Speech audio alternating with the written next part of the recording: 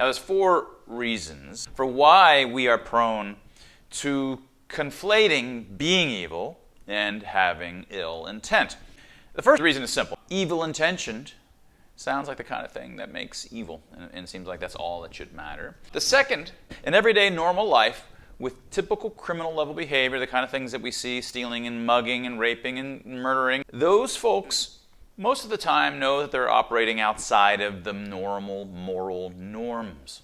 A third is that movies about, the Nazis never go through and show here's the stuff that they were thinking that was so good and they were righteously doing it. They don't spend time on these sorts of things, and it's important and it would be crucial, I think, for us to do it. Not because you're out to try to show that they aren't evil.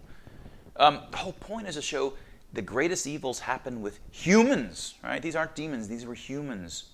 Groups, large groups of humans, and social narratives that started to develop that justified awful, awful things, right? The whole point of trying to humanize these great evils and evildoers is to remind us how it happens in society, and that it can happen to you, and it can happen to me, it can happen to everybody and anybody, and you being well-intentioned is not going to save you. You thinking that your well-intentionedness is going to save you is exactly the kind of problem that's going to ensure that something like COVID authoritarianism happens again. And there's just a laziness, that's sort of the fourth point.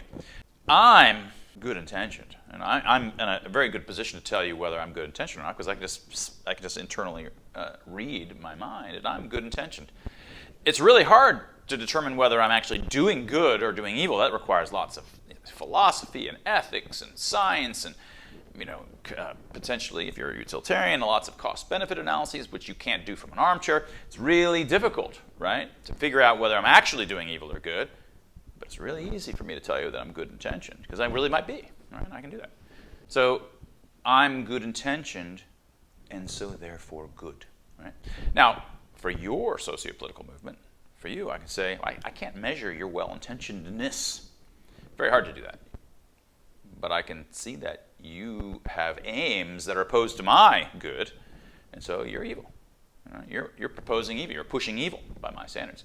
And so therefore evil-intentioned. All sides in socio-political movements.